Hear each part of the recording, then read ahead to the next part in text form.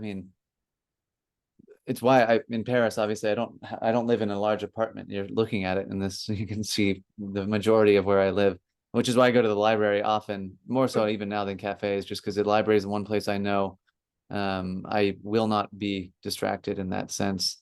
I imagine with kids in the mix, even with a basement, it's life comes in, which is I think there is an inherent selfishness to writing that, well, selfishness, I don't know if that's the right term, that's pejorative, but there is an aspect. I mean, no one would ever dare, suggest that if someone who wants to go for a run for 2 hours, they would be blasting them with a phone call and saying, why don't you pick up? But there's something about writing. There's something about, even when you tell your friends, I'm going to the cafe to read or to write, there's this sense of entitlement to, oh, but you were just sitting at the desk. I mean, I can ask you a question, right? Right. And for me, it's the same thing as being on a run or being, in an intimate scenario on a date. You don't pick up the phone. There is a certain honoring of that. I hear you. I mean, I can't even imagine it's your kids. I get it, but that's why a lot of writers weren't very good at raising their children. But there is something to be said for allowing yourself to be a little bit selfish, which is something until I kind of started writing full time for, I am doing that. I'm just not getting paid to do it. So Not it's yet. Like working the hours. But having those moments where, like, especially when I was writing my novels, it would be like I'd be up doing something in the house and then be like, oh, I have to go write this scene down. And I would just be able to escape whatever I was doing. And having the support from like my husband and, that helps a lot, because I do feel like if you're in a relationship where your partner doesn't really respect what you're doing or consider it as something other than a hobby or just a fun thing you're doing on the side, that breaks, that's probably a real challenge for people. Sure. Yeah. But so I used to always sort of feel like I couldn't do the writing thing because I would be taking myself out of my motherly duties or, that sort of thing. But my family's been really great about it. So that's beautiful. Good. Well, so that brings up the question. You wrote 5 novels in a year. I know you've been kind of pitching some of them. What is in an ideal world, would you be making money full time as a writer? Is that something you want?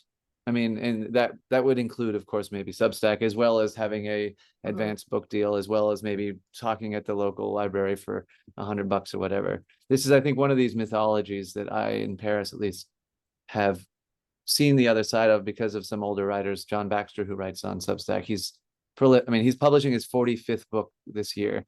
He's 83 years old. He got on the Substack as soon as I told him you should, and he's just gotten a book deal because of what he's been writing on Substack through his agent. So I do think there are a lot of ways to make money as a writer that aren't just the book. And that's part of this era we live in, is whether you like it or not, it's not just going to be, oh, I got advanced for 50K and then I spent a year off writing the next book and then that was 100K. And then, that's no longer how it works. Do you want to have a full-time, life as a writer? Is that something you're interested in? Yeah. I mean, to be honest, for me, I'm very practical about the realities of how much money you make when you publish a book, which is not very little. For me, what I would look forward to is being asked to speak at a conference about the book, being asked to like go out and talk about it or work with other people, I like that part of it. And that's partly my theater background, kind of like, it's not like I want a spotlight, but I do like being behind a microphone. Like I like talking about stuff. And when someone asks you to talk about your stuff, like this right here is like really cool for me because, I didn't come after you and say, you want to talk to me about stuff because it's really great. It was the other way around, which is like, what you want, you know what I mean? You want people, like you had Elle Griffin reach out to you. And I had this other woman, and actually I'm talking to her again tomorrow. She writes a book marketing Substack, and she read one of my older posts. It's one of my sillier ones, but for whatever reason, that post made her want to talk to me about, my Substack. Well, and that's what you're doing with your Substack. I mean, you've got, especially for fiction, you've got to a lot of people engaging with it every time you put something out, which is, that's for me is a resource that you have in the future when you want to monetize. Right. You're going to do it in a way that feels good to you, which is, that'll happen when it happens, but you already have a pretty good base. I mean, I think I read one of your pieces where you're saying, I'm not going to show you one of my graphs. I actually appreciate that, because as soon as you say a number, I say a number, then everyone who hears this would be like, oh, I'm above that or below that, or that means they Right. have a lot or little. The number is not really important. The validation that comes with an actual community is what we're talking about. This is why Mhm.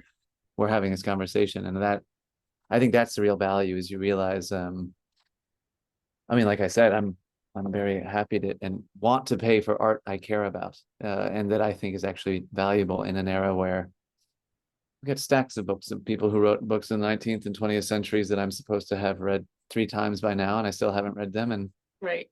that's because they don't speak to me in the same way that someone who's writing fiction about stock imagery that clicks with me in a way that I don't really need to justify. And I also want that person to actually keep doing it. And that's the easiest way to help people keep doing it, is to, it's $5 a month, you know, it's not like we're talking. I know. And it gets into the conversation about convincing people or reminding people how easily they spend their money on far less valuable things. Yeah, Like I've had this discussion with our buddy Amron from Field of Research. course. Yeah. Yes, of course, which is how I found you. Just talking about, family of four, you can go out for a highly stressful evening at any number of fast food restaurants and pay like 45 or $50. At least, yeah. One Or go to meal that's Applebee's for not even good. yeah, exactly. And so people, or the amount of money people spend on like Starbucks coffee, like, Mm-hmm. or alcohol, or any number of other consumable things that are just passing through them literally. Yeah. Um, Right. not sticking with them in any way, but it's Yeah. really hard. And then also like what people do pay for entertainment, and that's a hard hurdle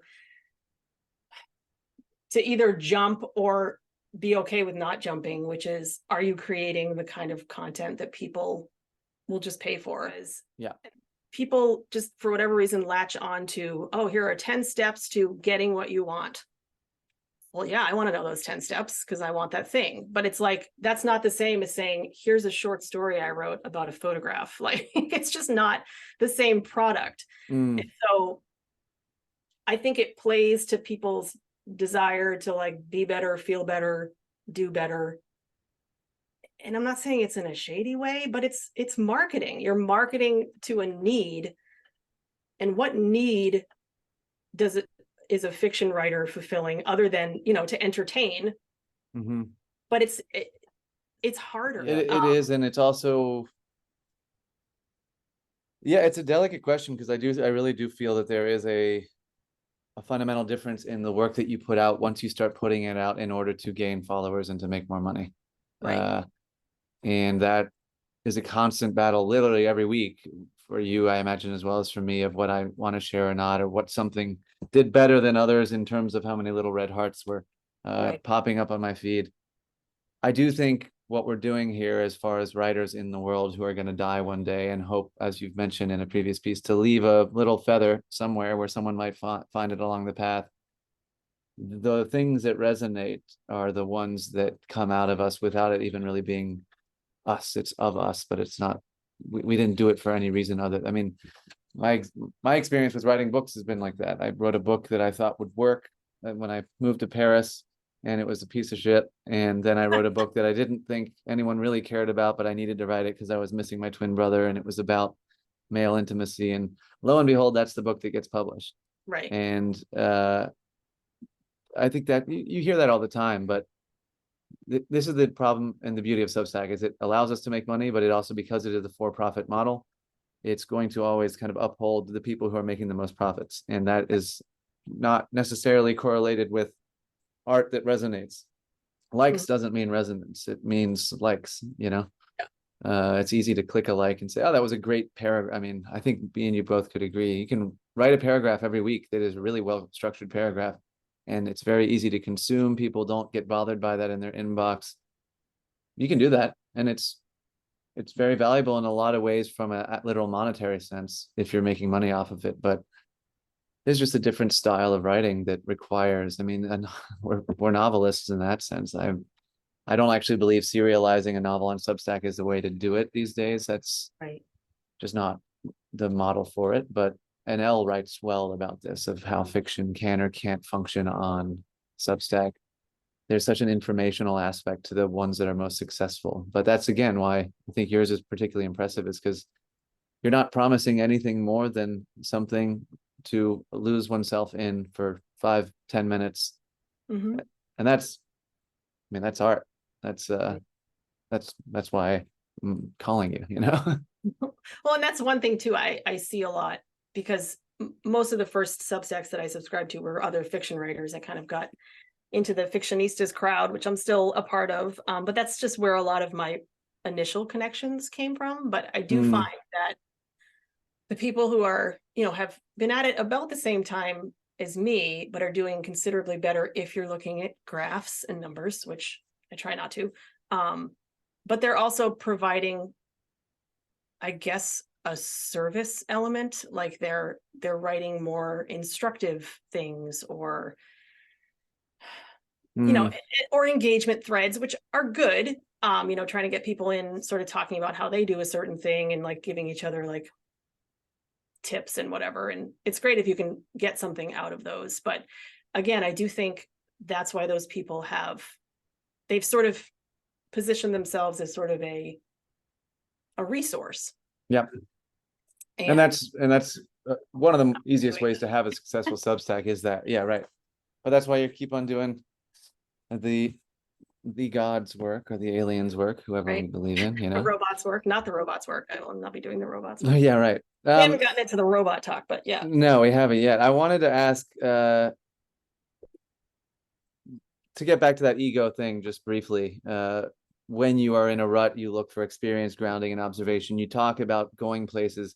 Are there specific places, literally like the coffee shop down on Main, or specific types of people that you avoid? That's what I'm more curious about. I definitely, in general, avoid people, so I don't. Okay, you don't have a certain, right?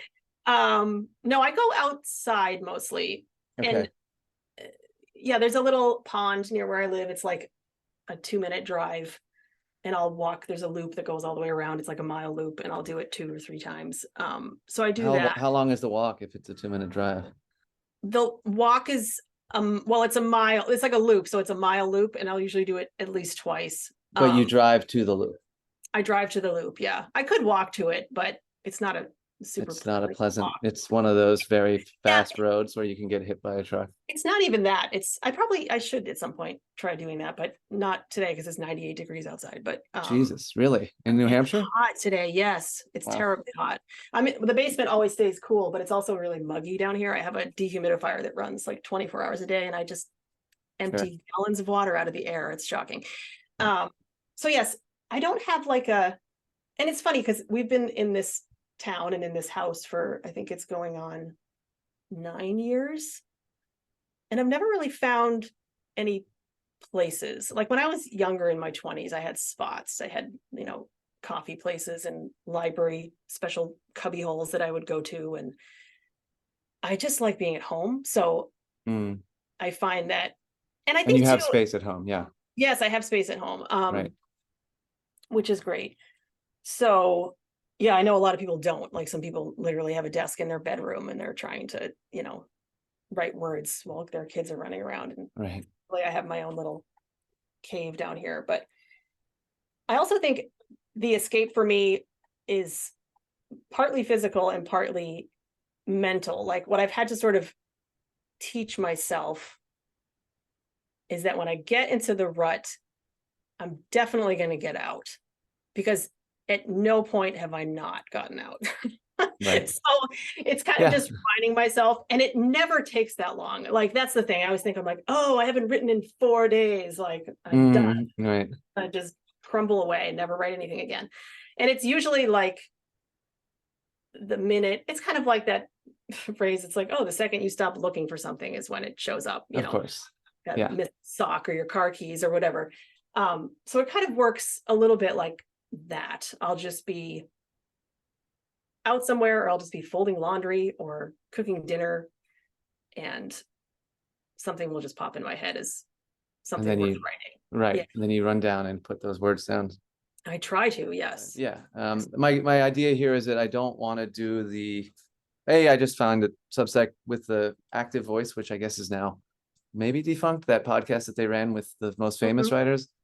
I just think we need to have a space for people that aren't famous or not necessarily want to be or going to be famous, but are having conversations and writing the rest of their life. I mean, I'd like to think we'll both be world famous, and we wish us the best, but that's Any not. day now. Yeah, exactly. But yeah, so that's kind of the thought, Yeah, to go back to your point about, you mentioned how the first book you wrote that you thought was going to be the book wasn't the book, and then the one that you wrote just because you wanted to. Like, I definitely feel like the more experimental I can be, the better, because I have a feeling the thing that I write that might hook somebody that has some kind of pull is not going to be what I think it's going to be. I think it's going to be something totally off the wall and bizarre. Right. It'll be And I think called that's the beauty of your Substack, is you would create that leverage. That's the whole idea with this, is that finally some power is wrested back from the gatekeepers so when you go to that meeting with an agent or publisher or whoever it is, say, no, actually, I don't agree with that deal because I have a community here and validation and maybe some monetary gain from it. So what are you going to offer in addition to the old game? I think that is where the old guard is dying slowly. I'm sure anyone who hears this, it's in the publishing industry, would say that I'm someone who's going to resort to the shame of self-publishing my next book, and all the reasons why we should have agents and publishers. But again, if the motivation is to have community and to have a real sense of validation that feels authentic, then it seems to me like it's been going well for you, and it would continue to, just because you're going to keep writing. Right. And it really, yeah.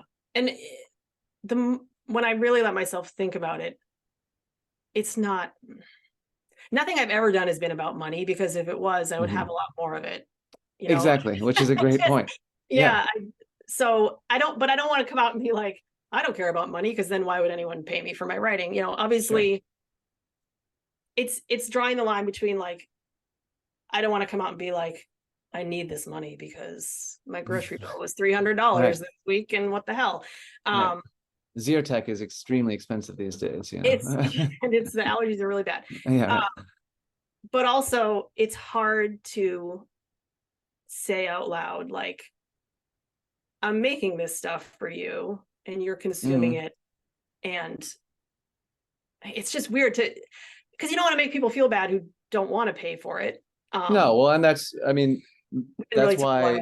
But you seem to be doing well. I think you mentioned somewhere that you have like 50 some odd paid subscribers. Yeah, I think I have around 60 something now. And it's, again, I started from the beginning, and I mostly, as I've said in occasional posts, I very rarely actually add the button upgrade, just because I agree with you, it just feels awkward.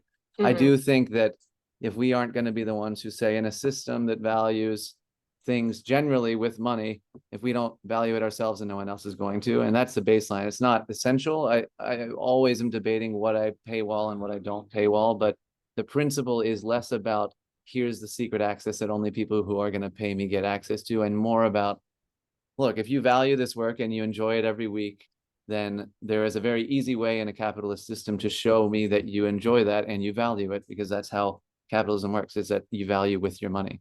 If you think I'm worth $5 a month, awesome. If you don't, then don't pay for it. It's totally free to choose what you want to purchase, but to not at least acknowledge that you are someone who's putting in hours, and more than the hours. It's not because I don't think of you as, oh, Meg spent 3 hours writing this, so I have to pay her for it. It's just, I value your work. Hence, how do I value that? Is it by saying, love your work, Meg? Yeah, that's part of it in comments, but it's also, if I have a little disposable income, which is $60 a year, whatever it is, I know how much that's been important to me starting out, and at times in my life, literally the difference between paying rent and not. I had Patreon before this, during COVID, when I lost all my work as a tour guide and musician, and I put my writing on Patreon as well as my music, because it was the only way I could imagine monetizing some of what I can gift to the world in that sense. And it's less, I think, about convincing anyone, that just reminding people to be conscious of where they're putting their money. And it doesn't have to be in the arts, but if you like art to exist, I hope you pay for it at some place in the world, because if you don't, then you are very entitled. Say, oh, I get all the